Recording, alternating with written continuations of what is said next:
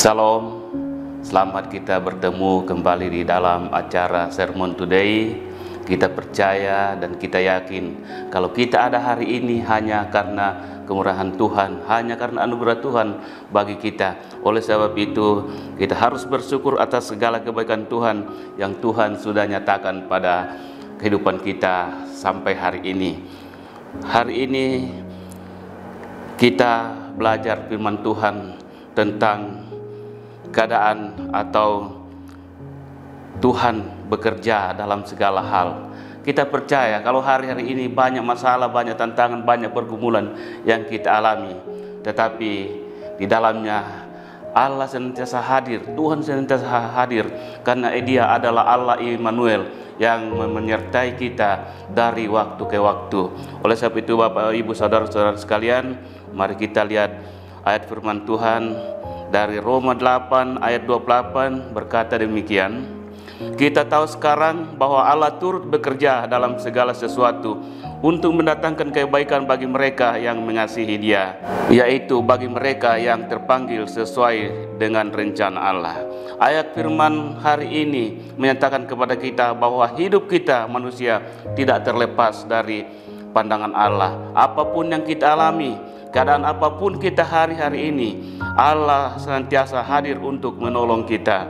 Oleh sebab itu, Bapak, Ibu, Saudara-saudara sekalian, kita tidak perlu khawatir dengan keadaan apapun yang terjadi di luar sana.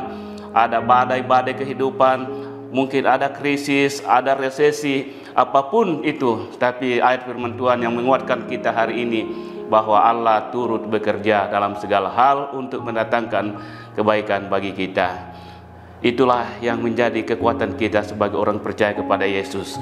Itulah menjadi kekuatan kita bagi orang yang sungguh-sungguh datang kepada Tuhan, bahwa Tuhan tidak pernah membiarkan kita dalam keadaan apapun. Ada beberapa hal yang menjadi alasan agar Tuhan hadir dalam segala aspek kehidupan kita.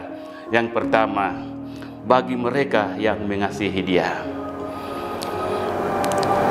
Mengasihi Tuhan adalah hal yang mutlak kita lakukan karena Tuhan telah terlebih dahulu mengasihi kita. Kasih Tuhan tidak terbatas yang melampaui segala hal dalam segala kehidupan kita, sehingga kita diberikan pembebasan, kita diberikan penebusan dosa lewat pengorbanannya di atas kayu salib. Tidak ada yang lebih berharga atau lebih besar daripada pengorbanan Yesus, yaitu mengorbankan dirinya untuk menebus dosa kita sebagai manusia. Itulah sebabnya, Bapak, Ibu, Saudara, bagaimana hingga Tuhan bekerja dalam segala hal kehidupan kita. Yang pertama adalah bagi mereka yang mengasihi Dia. Hal yang kedua yaitu terpanggil sesuai dengan rencana Allah. Rencana Allah bagi kita umatnya adalah mendatangkan kebaikan dalam kehidupan kita.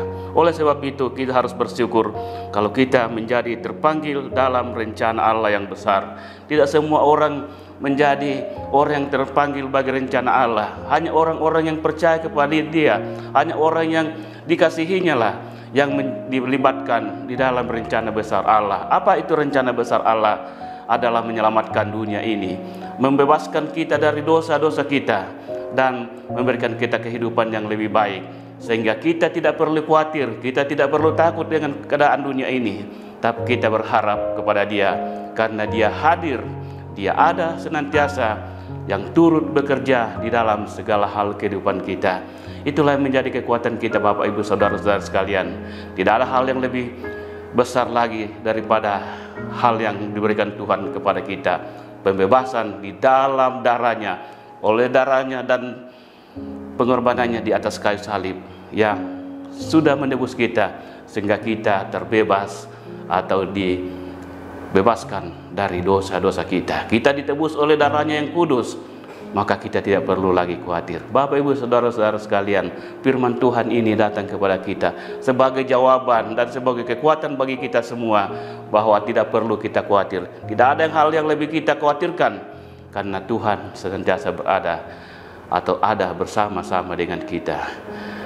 Kiranya kebenaran firman Tuhan hari ini memberikan kita motivasi, memberikan kita kekuatan, memberikan kepada kita motivasi untuk senantiasa hanya dekat kepada Tuhan, yaitu mengasihi Dia dan menjadi bagian daripada rencana Allah, sehingga kehidupan kita menjadi kehidupan yang berdampak dimanapun kita berada, dalam keadaan apapun kita, maka kita tetap ada dalam rancangan Allah. Mari kita berdoa. Terima kasih Tuhan Yesus, terima kasih Bapa dalam surga. Kami menaikkan puji syukur kepadamu atas segala kebaikan-Mu. Hamba-Mu sudah menyampaikan kebenaran firman, walaupun hanya sederhana ya Tuhan, tapi kami percaya biarlah kuasa Roh Kudus yang akan memampukan kami menerjemahkan lebih lagi dalam kehidupan kami, sehingga boleh memberkati setiap orang yang mendengarkan kebenaran firman ini, dan bahkan bagi kami sendiri untuk menjadi pelaku di dalam kehidupan kami, menjadi pelaku firman dan menjadikan firman ini menjadi kekuatan di dalam kehidupan sehari-hari. Terima kasih Tuhan, ini doa kami, ini ucapan syukur kami yang kami bawa hanya dalam nama Tuhan Yesus Kristus. Haleluya, amin.